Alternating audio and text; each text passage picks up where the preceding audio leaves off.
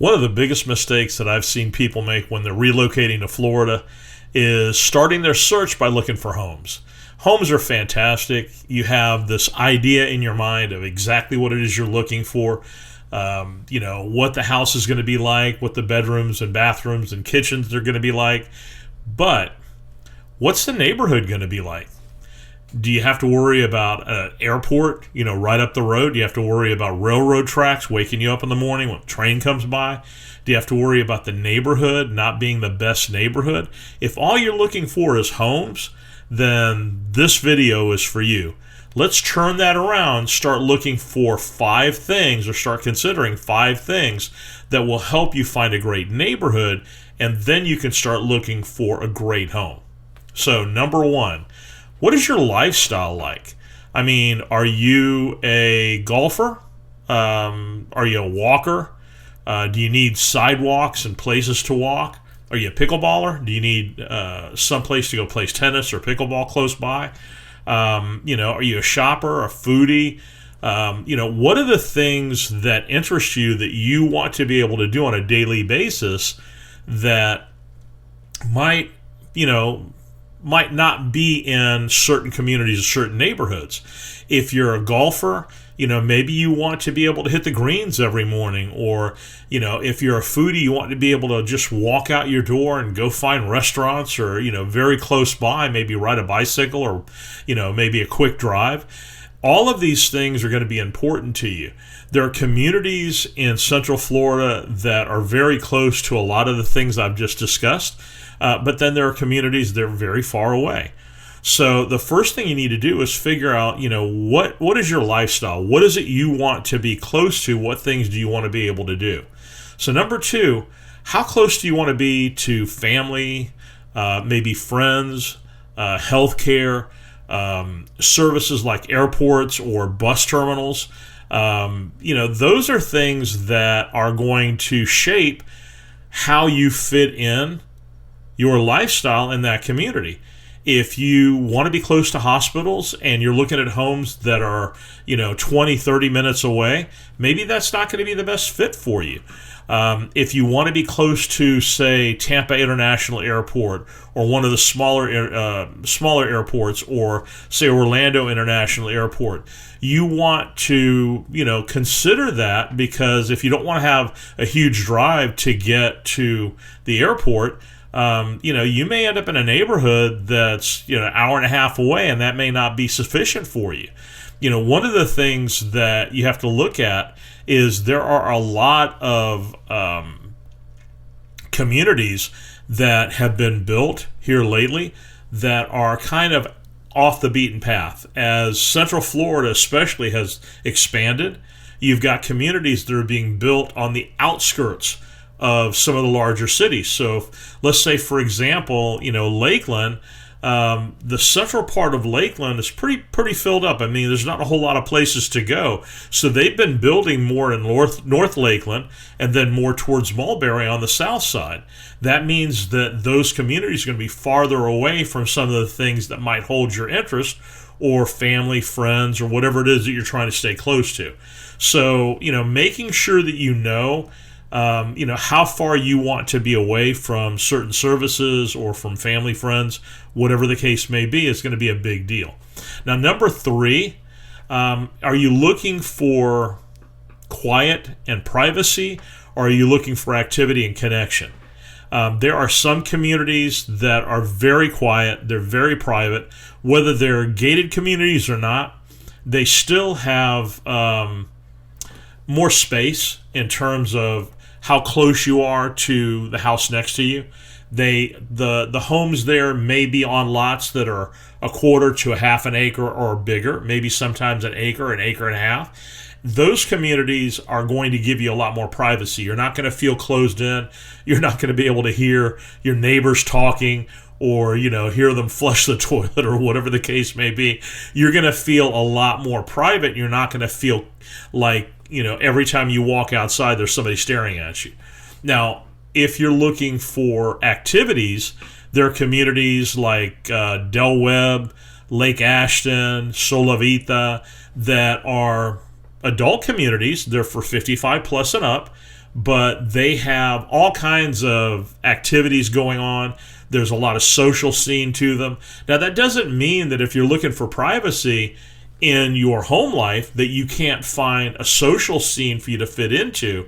But those things are important to think about before you start looking at homes.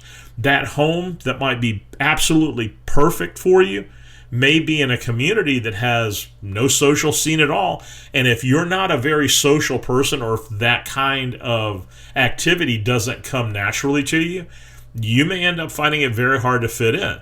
So thinking about that ahead of time is going to be a big deal. Now, number 4, how important is maintenance-free living or HOA rules or deed restrictions? I've said this in a previous video, but HOAs can change hands. So if you've got a really kind of laid-back HOA leadership, the president and the administration, excuse me, are pretty laid back. And a year or two later, in comes the jackbooted, Nazi HOA president that wants to make sure that everybody toes the line. And now you could end up having problems with, your grass is not cut exactly the way that they want it. You get a nasty letter in the mail. You may not be able to, put your boat where you want to. You may not be able to park your vehicle where you want to.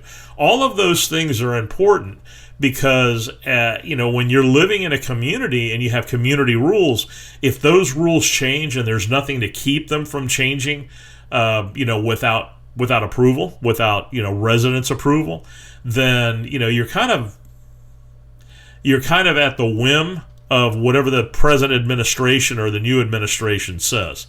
So making sure that you're in a position where, you feel comfortable, if, let's say, for example, you're looking for a community that has high standards, okay, but there's certain deed restrictions.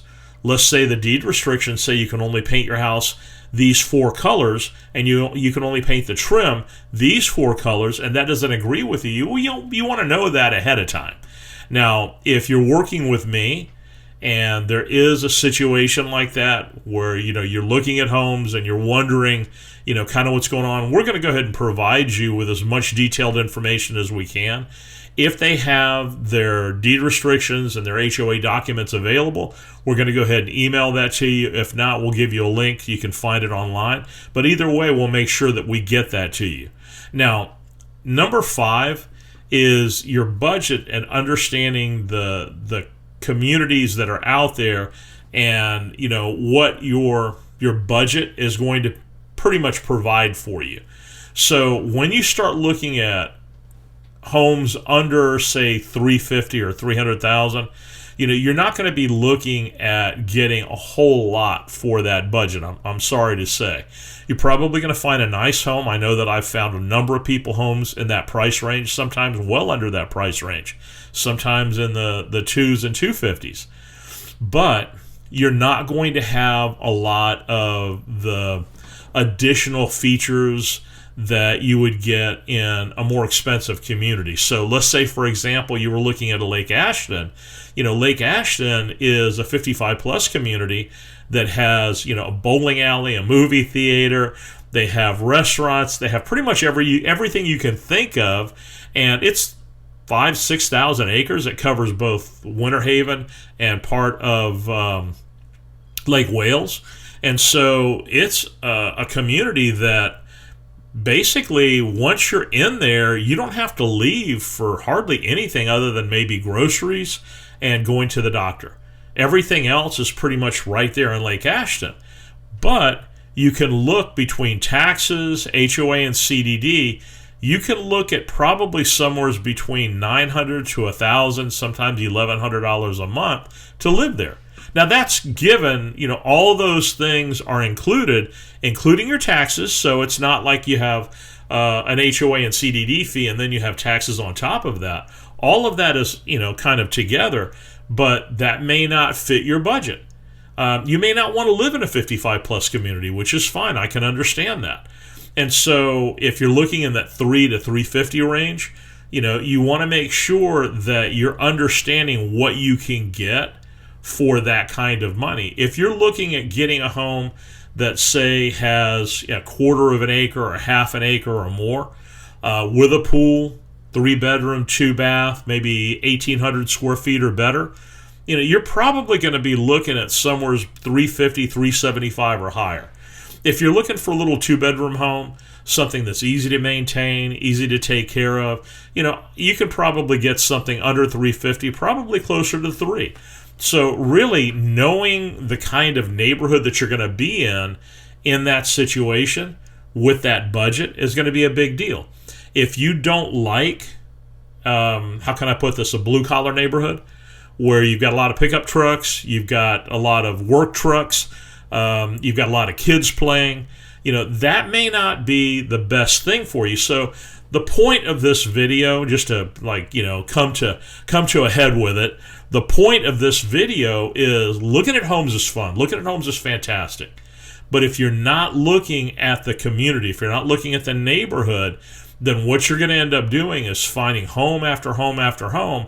And when you come and drive around, you're going to go, okay, the home is great, but the neighborhood kind of sucks. So my advice to you is start looking at neighborhoods. If you have an opportunity and you're not in town right now, pick a weekend, pick a week if you have the opportunity. Come into town and start looking at some of these different places. If you need some advice or some help on, direction on where to go and where to start your search, I'll be more than happy to help you with that. All of my information is in the description below. And if you'd like to have a conversation with me, if you'd like to talk a little bit more, just go to talkwithvince.com and set up on my calendar for a Zoom meeting, and we can have a nice conversation. I can try to help you figure out what some of these communities are like and where you can start your search. And, hopefully that'll help you out a little bit. No pressure, but I would like to help you make a better decision on where you want to live. Anyways, hope you enjoyed the video. We'll see you next time.